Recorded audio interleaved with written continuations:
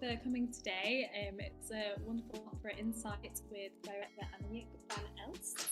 Thank you so much for coming today. It's an absolute pleasure. We don't often have directors on our calls actually, and I think as I was just chatting to Annemiek just before this, it's such an integral part of this career, and we really need to encourage people into this, because as you said yourself, you wish that when you were maybe starting out that you'd have calls like this to encourage you and to make, we can all share ideas. So I can see there's a few familiar faces on this call today. For those of you who are new to NSOS Talks, there's a few house rules. So I'll start this call, I'll just introduce you all to Annemiek, I'll read out her bio. We'll have a little chat just about how she came to be in the industry and what she's up to, and how the past 12 months, as horrific as it's been, how they've been for her, and just looking at the future of opera and what directing means today. And then meanwhile, if anybody has any questions, please do put them in the chat box below. There will be a chance towards the end of the session to actually ask those questions yourself. You'll get the chance to have a chat. So thank you all again for coming. I'm just going to read out Annemiek's amazing bio, just so you can all get to know a little bit more about her background. So Annemiek van Elst is a director, opera and theatre maker and facilitator. She studied theatre directing at Fontys School of Arts and went on to work as an associate director of one of Holland's biggest theatre companies at Het Zuidelijk Toneel. Her independent production, R.A. Zimmerman Against Establishment, inspired by the life and ideals of Bob Dylan, landed her 2 scholarships for her masters at the Royal Central School of Speech and Drama. Together with writer Claudia Marinaro, she founded her own theatre company and many others, with whom she made 3 productions, including the ACE-funded Becoming Mohammed. She has been an associate artist at Lyric Hammersmith and a resident director at Opera Up Close. As a freelance director, recent credits include Gianni Schicchi with the Paul's Opera, Helena at Tete a Tete Opera Festival, End of an Era at Alcola Theatre, Neela Needs a Holiday at KBS Brussels, Edinburgh Fringe and Latitude Festival, and Polar Bear and Ball at Greenwich Theatre. She's currently working on a new opera, Nadia, which is supported by Britton Peers. As an assistant director, Annemiek has worked at houses across the UK and Europe, including Royal Opera House, ENO, Open House Zurich, the Dutch National Opera, Le Riche Commer, Teatro Manuel, and she's currently assisting Julian Chavaz on a new production of Romeo and Juliet at Opera Zuid. Besides music, community plays an important part in Annemiek's work. She has facilitated work for Cardboard Citizens, with workshops with homeless and misplaced people, Outside Edge, which divides with people recovering from substance misuse, and various local theatre groups working with young people in NEET. Besides this, Annemiek has had a variety of jobs in film and television, from PA on CBS America to art director for Ghetto Films New York and LA, to translating documentaries for Netflix. This diverse CV, her love of languages and stories, and her ever-growing curiosity has led to some amazing experiences and continues to build a career which can go in all directions. So, wow, thank you so much for coming today, Annemiek. We're so grateful to have you here. So first of all, how are you doing? What are you up to? I'm good, thank you. I'm currently in Amsterdam and very happy and lucky to be working. I'm currently on tour with the Romeo Juliet, the one from Gounod. So yeah, currently residing here, but going all across the Netherlands, which is nice to get to know your country of origin from another perspective. That's absolutely brilliant. And how are you finding things in touring at the minute, given what we've been through the last year or so and new restrictions? How is it all fine? Yeah, it was very scary. We had these lovely first 3 weeks of rehearsal where it seemed like everything was back to normal. When we started having first some COVID cases in the office, and then we became very careful, but it spread really quickly. So I've been walking a lot of roles since we were working on stage. And then the night of the premiere, our premiere started at 8, and at 7 o'clock there was this press conference about what was going to happen. And we weren't sure if it was going to be our denier at the same time. But luckily, even though we are in a semi-lockdown, theatres are staying open, so we can continue our tour. It just means that from 8 o'clock, everything else shuts. So yeah, in the break, people can only use the toilet, but they can't get a drink. But so far so good. Oh, So fingers crossed. well, fingers crossed that all goes well. So, going right back to the start, tell me a little bit about your childhood. Was it musical, and what got you into opera to start off with? Oof. It wasn't very musical. So I grew up in a very small village in the countryside of the Netherlands. And my mom listened to Barbara Streisand, so I guess it's kind of classical. And there was a lot of Beatles, but it was mostly a lot of outdoors. And yeah, opera, I didn't know about it at all for a really long time. But I really enjoyed storytelling and yeah, just being around other people, making up stories, doing things. And at some point, I was my history teacher in high school did these musicals that he sort of developed himself. It's really impressive. So I worked with that, and he told me that there was actually such a thing as theatre school where you could go to. And I obviously wanted to be an actress because that's the only thing you see. But soon discovered there that directing was way more interesting. So yeah, I went to theatre school and studied theatre directing, and I always did a lot of writing still on the side. So always did loads of different things and did a bit of teaching in community schools. Yeah, and after I graduated, I got to work at this amazing company, which was really great because I got to assist on the larger productions, make smaller productions, work with young people. So it was a whole mix of things, which made it very clear to me where my interest lies, and especially that I wanted to combine all those things and that I didn't want to do just one thing. Yeah, I was very lucky to land this scholarship, which enabled me to actually do a master's. It was a very interesting master's where so it was advanced theatre practice, which is very much about forming a collective and collaboratively making theatres, and there were no roles and everyone was equal. I don't know, it sounded great, but it didn't work like that for me. I guess a bit like communism. The idea sounds amazing, but in the end, you need to make some decisions. And from there, well, I still didn't know much about opera, but worked a lot with music. And someone forwarded me that they were looking for an assistant director with Opera Works. And I applied, got an interview. And I thought, well, I can't say that I've never done anything with opera.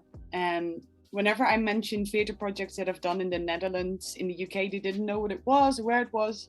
So I thought I'll just say I've done it, but it's in the Netherlands. You won't know about it. And yeah, it makes me laugh now, realizing how international opera is. So they must have known that that was a massive bluff. But I can read music because we had a piano in our house. So at one point, was very smart as a child. I asked for lessons because it was there anyway. And I really like languages and studying languages. And I'm quite an organized person. It doesn't say from this room, but this is not my house. So I think those qualities just really helped. And yeah, that was the first thing I did. I assisted Martin Constantine, who I think also did one of the sessions here. And I think is a brilliant... He did one of our first, actually. Yes, well, he was also the first person I've ever worked with. And it's really quite eye-opening. And he works very theatrically with the singers, which I think is amazing. Unfortunately, he's not always the time for that. But I think in terms of preparing a role, and he also wrote a book, I think that's really essential. And there's lots of tools in there. So I first thought, oh, it's quite like theatre, but then soon discovered that there's so many other things at play, and that if you're in a different professional setting, there's not always the time to do all those things. Yeah, but it was a very good first experience. And from there, I rolled into opera up close, and then everything went very fast, which is great, which is also what this world does, because it's so small and international. So if you work with someone and it works out well, they ask you for another thing, and one thing leads to the other. So that's kind of how it went so far.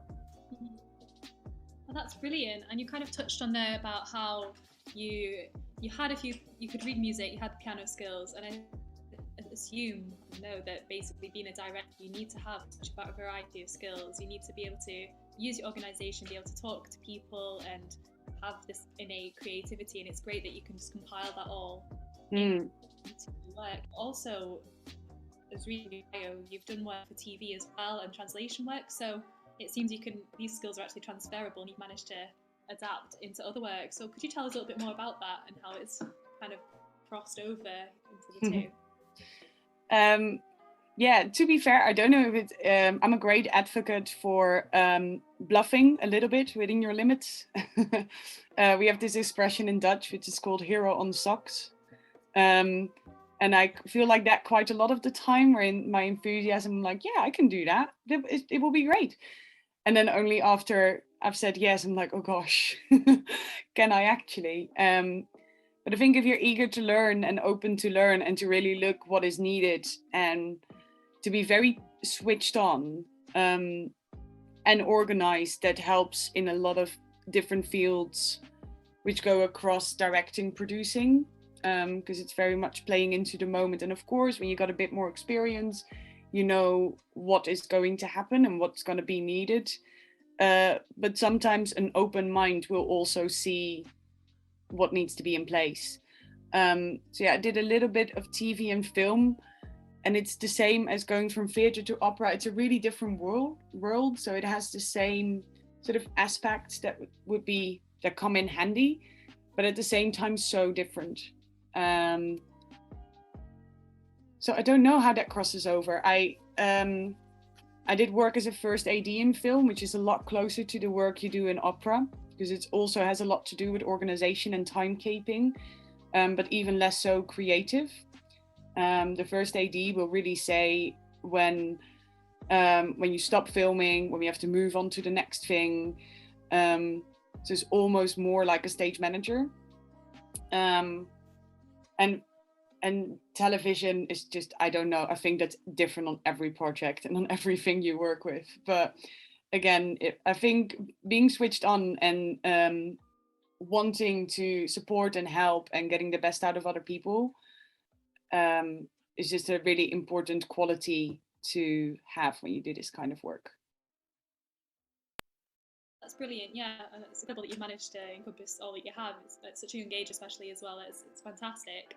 So obviously you completed your studies. Then did you embark on a freelancing kind of lifestyle? Did you then have to kind of search for your own work or just build up those contacts? What were the next steps? Yeah, it's a difficult thing finishing your studies because you feel so ready to do things, but yet no one else in the outside world thinks you are. I've been told a lot, make your own work, which I soon realized sounds a lot easier than it is, because it requires a lot of manpower and therefore a lot of finance. And I remember when I started my own company that we had this idea for a show and it was quite developed. And if you go to theaters, they want to know if you already have funding in place. But when you apply for Arts Council funding, they ask if you already have a theater. So this whole chicken and egg thing plays up quite quickly. And it's, yeah, I think we just took massive risks. We signed at the Pleasance first for our show and then hoped that we got the Arts Council funding, which first we got rejected from, then we did get it. But when I turned 26, I just said to myself, I don't want to work for free anymore because it's a job and I need to be paid. But it also means that everyone I work with needs to be paid. So we were literally at the end of, well, if we don't get the Arts Council funding, I guess it has to come from our own pocket and we just have to take out a loan or something. So we were very lucky there. And not only lucky, it's also just really hard work. Writing an Arts Council application feels like you've already done your first production once you get that, and then you still have to start. Mm-hmm.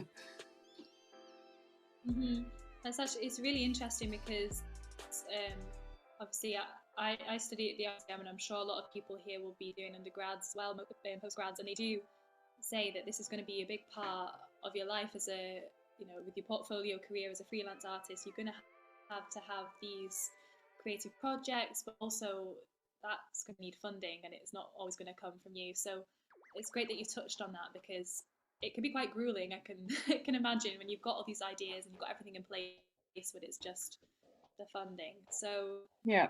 has that been a constant thing to struggle with? Or? Yeah, for sure. And I think it also really divides people in the sense of some people are able to take way more risk because they got a support system back home or financial support system where those risks are not as great. And I was able to take some risk because I had some savings. But if you don't have that, then those risks are playing on a whole different level, and you can't always do that. And I find that really troubling. And I think you definitely see that or run into that at the beginning of your career, where you feel that people who have a lot more financial stability are able to do so much more and just go and make things and do all these things. And it felt so unfair. And I don't mean to say that it's not unfair anymore, that goes away. But at some point, you also get there by perseverance. And I think so much of it is perseverance and hanging in there. The side jobs, like the translating for Netflix, sounds really nice now, but it's also just a massive side hustle that pays really well. And I've been working in the bar, like I would be rehearsing during the day, and then in the evening and the weekends be working in the bar. I work in an escape room. So if you've been there, you've seen me there as well. It's doing all the things at the same time, and it's not everyone can afford that luxury to just focus on their career and make those things. And yeah, if you're there, I feel for you. Yeah. But it makes you stronger as well. You know what the work is and you've put it in. Yeah, definitely. And that's something that we've always been discussing here at NSOS. It's the map accessibility. Not everyone's in the same boat. We all come at this career from completely different angles. Yeah. And as much as we're trying to change it, that is definitely a big factor. That if you have more financial stability, you definitely in a position, for example, there are pay to sing opportunities where you can perhaps, get a role, if you can pay to take part. And I think that those are the things that are kind of setting people apart. But I think it's really great that you've actually opened up about your part-time employment as well, because side hustles are real, guys, especially, if you're a student as well. And, it's okay for that. It doesn't mean, you're any less of an artist for taking your time for something else, because we do what we've got to do. So thank you for touching on that. I mean, for sure. And sometimes it was my full-time employment. I've definitely been in bars where people ask, what do you do? And I was like, I don't know if I can still say that I'm a director because I'm mostly here. But that's all good, and it's part of it. And it's good that you learn to enjoy your side job as well. I love working in bars. I can miss it sometimes. So make sure you find something that suits you and that you're happy there too, because financial struggle is enough, but then if you have something else that makes you happy and that you can live with, that makes it so much easier. Indeed. Yeah, thank you for that. And also, I was just wondering whether we could also talk a little bit about the community work that we touched on in your CV and your bio. So could you tell us a little bit about that? Is it Cardboard Edge and Community Citizens? Yes, Cardboard Citizens and Outside Edge Theatre. But it's nice. They should collaborate under that name for sure. That's beautiful. I've done quite a bit of those things, because with my bachelor, I also got a teaching degree, which for me felt like a really nice thing to fall back on. But I soon realized that really teaching young people wasn't my main interest, but I got really interested in working with targeted groups. And for me, that really it reminds me why I do theatre, and it really goes to the essence of it. So the easiest example perhaps is one when I work with young people in need. So that is not in education, employment or training. And they often come from rougher backgrounds where something happened and in which they were of those situations. And we work very much from themselves and from their own experience, and they would create these characters. So we have like character improvs, and we'd involve them in making some sort of story, which often became this kind of Marvel DC world like epic battles. But it was just so wonderful to see that they all created characters, not who they were, but who they wanted to be. It could be very challenging for theatre because you want conflict, but they would all make these characters like, no, they're just very happy and they live here and they like gardening and they're never angry and they're never sad.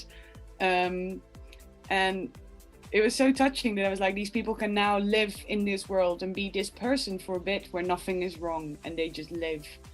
And I've worked with refugees as well, both in Calais and in London, where similar things happened. And I realized that these sort of fantasy worlds can also be such an escapism.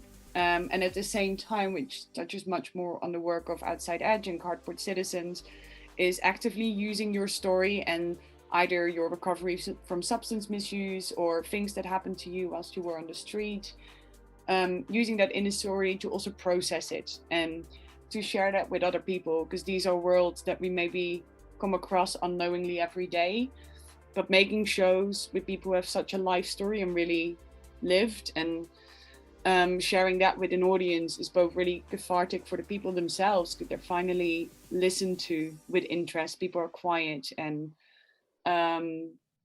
but then also for others to hear that, I don't know, I guess it just makes you think again, if you want to complain about something, that you remember how good your life is and that it can change at any moment. And I think it's good to work with those stories and to keep remembering how lucky or unlucky you can be, and that things can turn around for the better or the worse. And I guess that goes back to the storytelling idea as well, that I think that's what humans survive on. So I would never want to lose that kind of work, doing it in between, because we can get so wrapped up in our little opera worlds and thinking that if the light cue goes wrong, then we're like, oh no, my life. Whereas actually it doesn't matter. We're not saving babies. Exactly, and that's really touching actually, I think, because a lot of those people that you work with probably won't have had access to the world, you know, classical music and opera beforehand, and wouldn't have had that medium to share their stories, and really they'll have quite some stories to tell.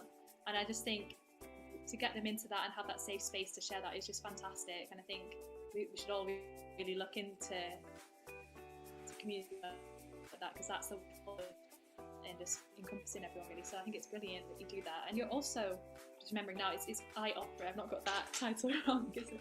You're the founder of I Opera. Yeah. Well, not by my. Bit about how you found.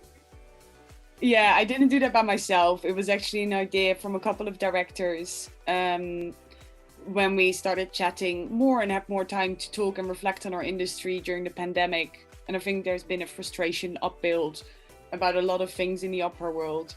And with I Opera, we are striving for more equality, diversity, and just workers' rights within the opera industry. We have a lot of members, which is really bad. I should have prepared how many there are, but they're definitely in the 800. And it started out very much from a creative team point of view, because there's a lot of rights and unions for singers and choruses and instrumentalists, but not so much for directors. And I think that's where it started, that we thought we often don't get we don't get paid by the hour. We get a fee for the production and that's it. And I know singers can only work 2 session days and so many sessions a week, but every session we are always there. And same goes for the assistant director. And a 3 session day is not an exception. And it started with conversations like that and talks about fees that are unclear and vague. And the more singers joined, the more we realized, oh, it's really not that organized for singers either. And you discover all these things about each other's worlds, that you realize, oh, someone should say something about it. And that's why we came into being. And we support individuals as well. We've had some cases where people were discriminated against, where we can then, as I Opera, stand behind this person and send an email on their behalf that we're worried about something to institutions. But we also have things like working groups, where we are now looking into how can we demolish pay to sing, which I also think is absolutely ridiculous. To pay to do the job you're trained for sounds very strange to me. And I didn't know about it for such a long time, and I would never work on a project where this happens. And equal pay, both for singers and directors and in different countries. So there's a lot of research going on, a lot of talks going on. But it also forms a really nice support group where we can talk to each other. And I have quite a couple of younger directors who've come to me and said, "You've worked here. I got a contract here now, and can we talk about the fee?" And I was like, "Yes, of course." And directors have done that to me as well. And that's just amazing because we're all in all these different places. But if someone gets a job in Zurich and is like, "Well, they offer me this much money, and is that enough?" Come to me. I've worked there, and I can say, "Well, I got this. You should get at least that, and you should get accommodation, and they should pay for your travel." And I think if someone tells you, you can ask for that, because we don't always have agents, sometimes never, but especially not in the beginning. And to have someone else vouch for you and say, "This is what you can ask for because I got that," that's just a great help. So it's both personal and in the wider industry that we're trying to advocate for positive change. That's brilliant. It's great to just have that support network there, and also, in a way, it's kind of like a youth, it's a team of people there to help each other and share their experiences. So, is there a way that the people here can? Is there a website? Can we look for this and maybe is there a mailing list? A way to sign up? 100%. There's we have a website. I will type it in the chat now. And iOpera, it should be. I should type that correctly. There we go. There's also an Instagram and a Facebook, which I think is not very active, but our Instagram and our Twitter are. Look us up. You can subscribe to the mailing list. We have regular meetings, but it's also an easy way to get in touch. We work on this platform. Oh gosh, what is it called again? Slack. There we go. So once iOpera doesn't, like, I am not iOpera, it's all these 800 people are part of iOpera, and you can see how much or how little you want to be involved. But if you get involved a bit more, you want to be in the working groups, you get added to the Slack, where all these things are happening. And it's quite easy to get in touch with other people if you want to ask questions. And some brilliant collaborations have come out of it as well already, so it's wonderful. Fantastic. We'll be sure to check that out. Thank you for mentioning that. So, yeah, that's absolutely brilliant. Before we move on to our Q&A section, I was just wondering whether you could tell us, obviously you're doing Romeo and Juliet right now, but what is the future looking like now? We're kind of moving past COVID. I mean, there's been a few iffy stats here and there. Now we're getting into winter, but what is the future looking like? I'll be positive. Yes, let's pretend like everything is going to go well. Well, then the future holds after this still quite a massive gap because things keep going in and out, but I'll be back at Dutch National Opera at the end of March to make an Anna Bolena, assist on an Anna Bolena. And that's going to be a trilogy. So there's the Maria Stuarda in 2023 and Roberto Devereux in 2024. And I'll be reviving a show in Zurich in October, November.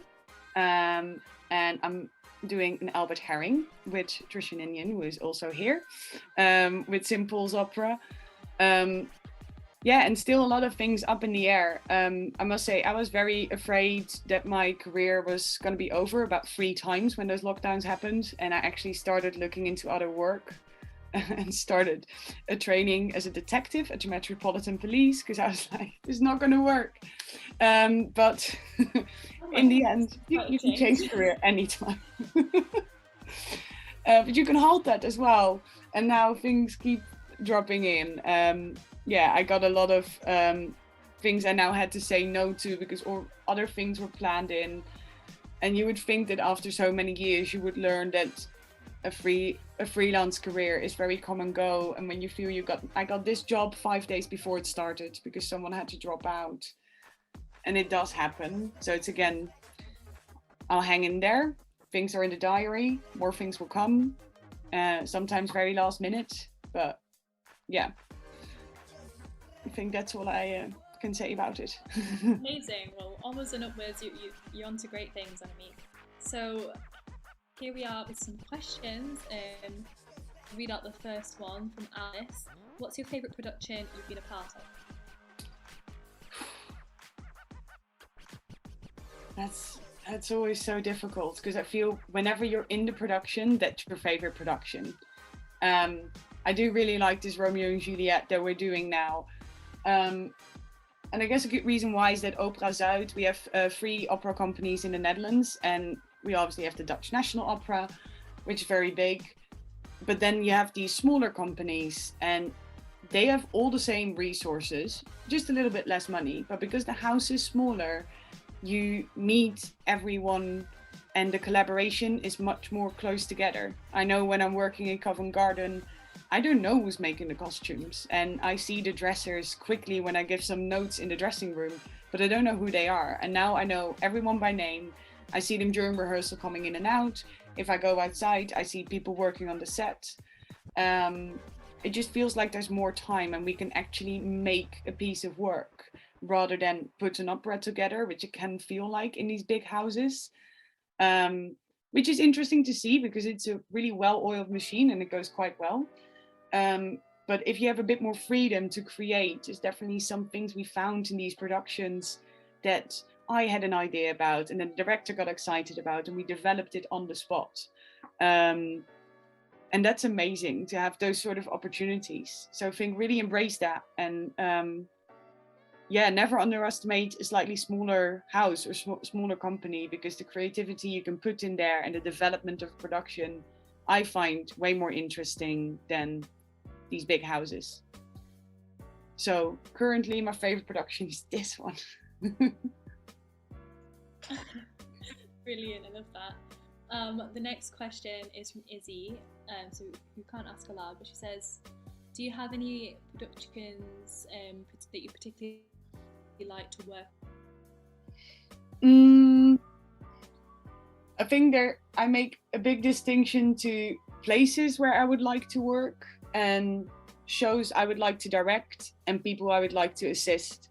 And I think that's good to know as well, that like the route into directing also feels very vague. It starts with a lot of, you're the third assistant, and then you're the second, and then you're the first, and then you're the in-house, and then you're the associate or the revival director, and you do smaller shows, and then you get bigger shows. But it really, there's no straight upwards route, and it goes up and down. So there's definitely some directors I would really like to work with. I really like the work of Barry Kosky, and I think making anything with him would be amazing, and it would be such an insight to see how his brain works and how he communicates with singers and how he gets all that amazing acting out of them whilst making such abstract work. So that's high on my to-do list. I'd really like to direct The Carmelites because it feels like this cool Joan of Arc story, and I love French music.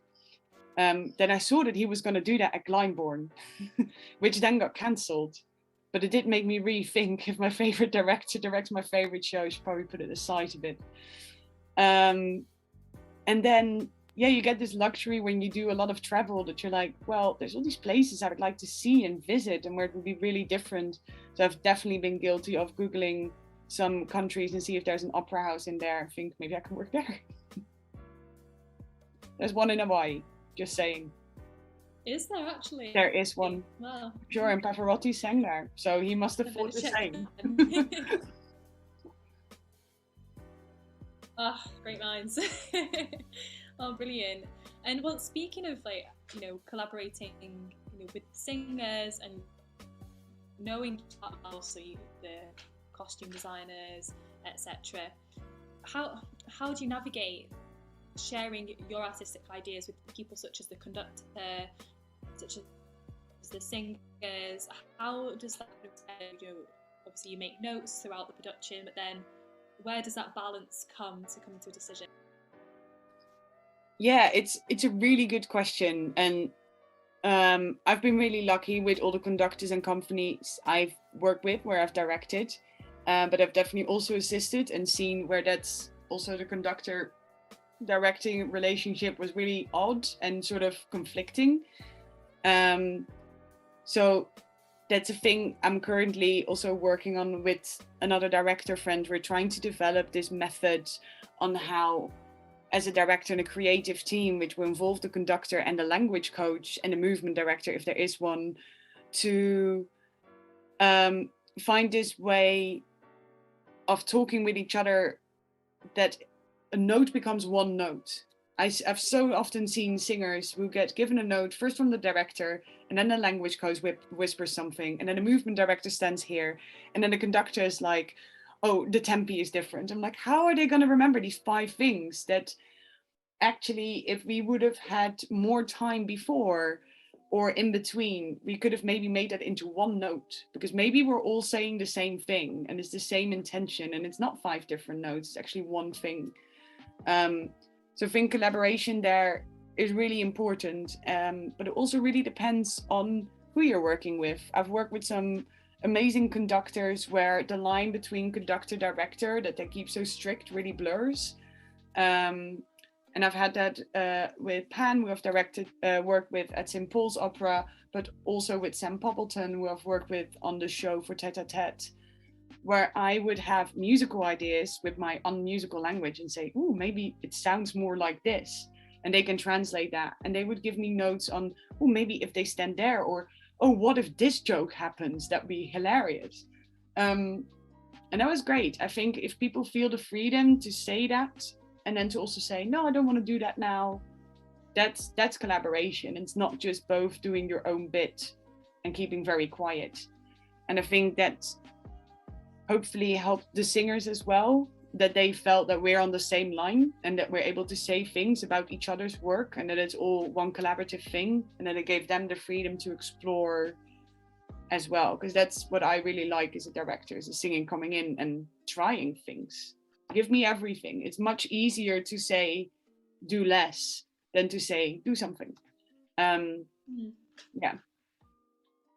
Oh, that's brilliant. Yeah, and it's always great to have that really honest working dynamic, and I guess, to be able to share those ideas and just really take them on board.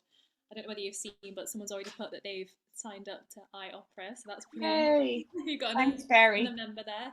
Thank you, Barry. You talked about Tet, and obviously that's in your bio as well. I was also going to ask, do you change your approach to directing when it's a new, say, contemporary work that's quite often in premiere when it comes to tete-a-tete?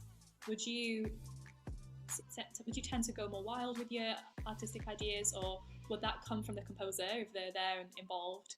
How would you go about productions like that? It is definitely easier to say things about the music with a new piece, because it feels like still sort of malleable and that you can change things and have ideas. And we even had the composer in the room when we were making it, who was also very susceptible and open. And that's obviously, I'm not going to comment on Puccini. that's definitely not my place. And I also feel, even though I know a bit about music and I'm trying to read up, and I find it really interesting to listen to the conductor, how he speaks and what he wants, and how that I then also go and look at my score and, oh yeah, I see it there.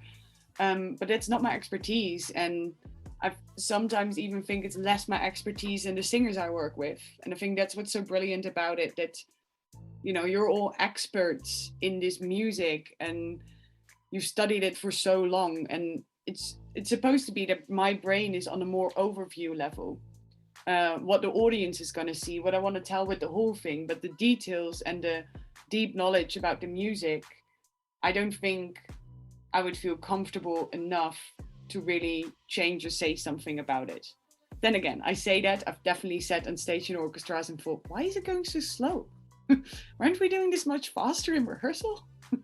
So I don't know. Of course, there's general things like that you can say, but I would definitely feel less freedom to do so in certain situations. I don't know. There is this weird hierarchy that you can't help and be sucked into. Yeah, that's really interesting. Thank you for that. I know it's a bizarre question with a lot of layers to it, but yeah, it's really interesting. We've got another question from I know we kind of talked about how you got into this, but she says, is this your dream job, or is it something you feel like you kind of fell into? It became my dream job. I don't know, dream job. I think every time I dreamed about a job and then I saw people doing it, I was like, oh, that really doesn't look as fun as I thought it was. I thought I wanted to run like this big theater company. Like I worked with Toneel Groep Amsterdam and I was like, yeah, I'm going to be Ivo van Hove. And then when I saw what he was doing, I was like, oh, it's not fun to be Ivo van Hove. And I think I have that here as well. We have all these dreams about these big things that then don't turn out to be as fun as you thought they were. So yeah, I think I'm definitely doing that now, but you know, every dream has sort of a downside. I think at first I thought, oh, how cool that I get to travel to all these places and do all these shows, and then the creation process is great, but now that we're on tour, I'm just kind of hanging around for 2-3 shows a week, and I'm like, oh, I don't really like this staff director thing where you then have to sort of still be there. And I think you just learn as you go what fits you. And yeah, so it's hard. Sometimes it feels like it is, because I get to work at all these places, and sometimes I just really want to go home and water my own plants. Don't we all? Thank you for your honesty. Yeah. Thank you. We do have another question as well from Izzy, saying, what do you think the biggest barriers to getting involved with opera? Something we always talk about here at NSOS. That's good. We talk about that a lot at iOpera as well. I think it is maybe starting with, I don't know if exposure is the right word.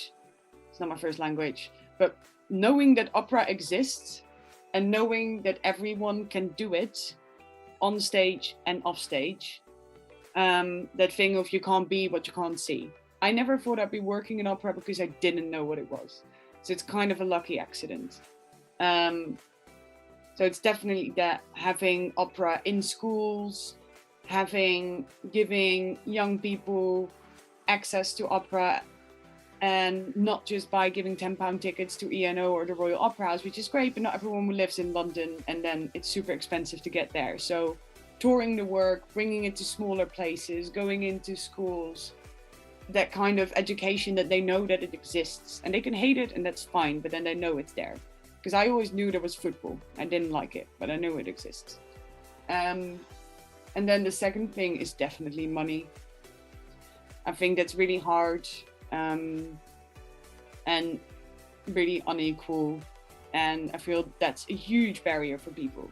Just getting to universities anyway, but even if you're there, you can definitely feel if you get to know the right people and then pay for the right coaches and then pay for this competition and that competition, and that shouldn't be the way for us directors to see you. And I don't really know how to solve that, to be very honest. Well, I don't go watch competitions and scout singers there. But it is who gets invited in the room, and who gets the agent that gets to talk to the person. And I've heard that so many times of singers saying, I have to study with this coach and I have to do this. I'm like, it shouldn't be that way. And if there's any ideas, we have loads of chats about that with iOpera. Please do get in touch. If anyone thinks, oh, it would be great if we would do this. Well, obviously schools can be cheaper. I don't think you should pay for competitions. Yeah, I wouldn't sit on a panel for a competition where singers would pay to enter. And if they say it is to pay the pianist or it is to pay the panels, I'm like, well, not that much. If every singer pays 100 quid, like, that's not what we get. So it's not. So the big, yeah. Yeah. Well, thank you for saying that. That's very insightful, and it's back to that whole accessibility thing. I know, speaking from my own life, when I was young, I didn't realise, you could make there are some companies up north that do go into some schools, and that's great because that manages to recruit people to join in youth choirs, youth amateur productions. But if you don't get that, then it's really up to yourself to really find it. So I think, yeah, you're right, we need to take these productions to smaller houses, to to other places, not just London. And as you said, for us now, it's over £60 to travel to London just on the train. So as much as the tickets can be cheap, it's still not quite accessible for the rest of the UK. So yeah, you're completely right. We do have some more questions. We have a nice comment from Barry actually about the mention of kindness on the website as a work ethos, and about, you know, just being kind in the workplace will be what will make people want to work with you. I mean, no one wants that. No, for we sure. have a question here. We want, you know, pink dressing rooms and 20 dogs. We have a question from Trisha. He's actually, so if you would like to unmute yourself and ask the question, you can do. If not, I'll read it out.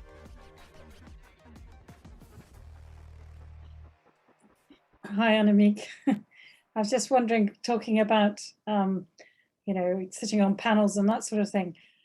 How do you view casting? Is that the best or the worst of the operatic process?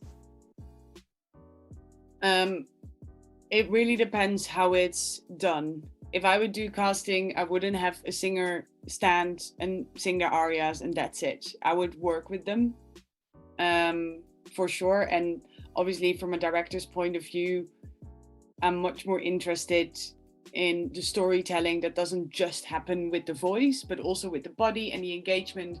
And even more important than that is how someone takes notes. Because I don't mind if you come in and I can't read you, or I don't think this is working. But if I can give you a note and you pick that up and you run with it, then that's great. Because that's all it needs. Like, we're building something. I'm not looking for like a perfect, you know, I don't expect to see the Dorabella in the casting room, but I expect someone to find someone who I can give things to, who with my notes and some notes from the conductor can create a Dorabella that is unique to that person and therefore that production.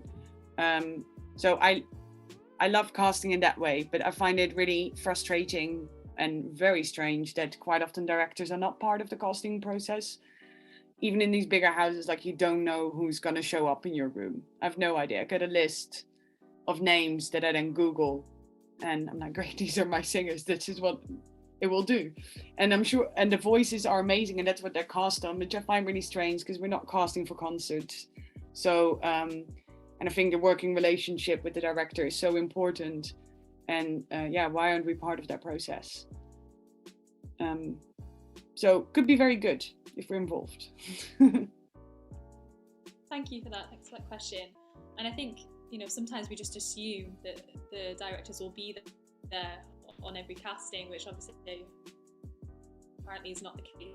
That brings me on to, what is your opinion of the new trials of like blind auditions, like behind screens? Because obviously that's increasing accessibility, but as a director, how's it affecting your job and your visions? Strong question, Yeah. you know. No, it's very double, because I don't know. I think it shows more like the view of, look how diverse we are trying to be, than that it really is. Because diversity doesn't start at, I know they did it at Royal Opera House as well, these blind auditions. I'm like, well, firstly, to get that audition, you have to be somewhere. And then still, we're going to hear the difference if someone had a really expensive voice teacher and could spend all the hours of their day singing and learning repertoire and finding the right thing, or if someone actually didn't have money for their voice teacher and also had to work in the bar the evening before to be able to pay the rent. There's a difference. And I think creating equal opportunity just starts at the very beginning of someone's career, and not at the point where they get into the room, because that's always a momentary picture. And I'm super aware of that as well. Like, I've been rejected for things of little chats I've had with people, and I thought, nah. So, you know, so many things can affect your mood, and that's why auditions are kind of horrible. Because it's just how you are in that moment, and it could have been better 5 minutes before or the day after. But I don't think you increase diversity with that. I think you need proper time and financial investment in the people are telling you they want to see on stage, because unfortunately it doesn't always come with love. Well, thank you for that. It's always interesting. I see we've got a message here of Maddie. Maddie, would you like to unmute yourself and ask? If not, I can read it out. I know Maddie's also a young director, so this would be very... Hello, hi Lucy. Can you hear me? Yeah. I just heard you mention Evo, and I would really love to go and learn from Evo, and generally work in Europe or learn from directors in Europe. I was just wondering if you had any advice for how to kind of break into that or explore that more, because I've only ever worked in the UK. Great, good question. First of all, I don't know 100% because, as you might have heard, a lot of things hang together from sort of chances and happy accidents. And maybe you already know this, I would think about why you want it, because if you can articulate that, it means you can just email people. And that's the wonderful world of the internet. And if there's no email address, then look at what their general email address is and guess it, which I have definitely done, because they don't always put those email addresses on the website. But if you see that someone else's email address is firstname.lastname@blah, then it will probably be the same for that person you're trying to reach. So if you know how these houses work and which people are in positions of hiring or hiring observers or assistants, then email them. And if you can explain why you like Evo or any director, or why you'd like to work in Europe or specifically that country, and the more specific you can be, the clearer, the more chance that they are that's very clear, that is indeed what we do, and that is indeed what Evo is very good in, and maybe we have this production that they can have a look at. And don't email once. I used to set some timers, so I'd just be like, okay, what would be sort of enough showing interest but below stalking? And I thought it was every 3-4 months. And so every 3-4 months, I would just have a lovely email session to all these email addresses that I either guessed or knew. And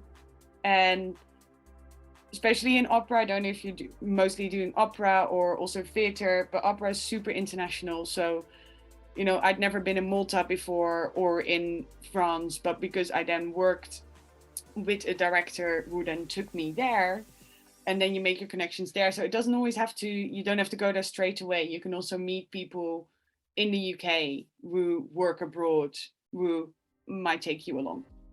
It doesn't always happen, but if you have a good bond with someone and you work well together, that can also happen. Is there any other advice I have? I don't know. Learn languages. Learn German, learn French or Italian. Do one, even if it's just a bit of Duolingo. That will help you a whole lot. Okay, thank you so much. No worries. Thank you for that, Maddie. It's good to see you here. And thank you so much, Annemiek. It's been an absolute joy to speak to you. And thank you everyone for your participation, great questions there. And I think it's just been a really great insight into directing, because we tend to, we discuss a lot about getting into the profession as a singer, as a conductor. None of it goes ahead without the director. So it's great to just find out about that and the ways of accessing the career and just find a bit more about it. So thank you so much for giving up your time to talk to us today. It's been brilliant. No worries. Thank you for having me. And it's been really great to have some people. And if there's any other questions, my email is on my website. So feel free to reach out anytime, whether that's questions like, how do I get there? Or stupid money questions. I'm Dutch, so you can be as straightforward as you want. Oh, thank you so much. And everybody keep your eye out for all the sessions that we've got coming up in the future. We're just getting our new events post-COVID break going ahead. So it's just brilliant to be able to speak to people at Annemiek and just keep us all connected online. And we've made a lovely little community here. So it's nice to see familiar faces and new faces. So yeah, keep in touch and have a lovely evening, everybody. Thank you so much for coming. Thank you, Lucy.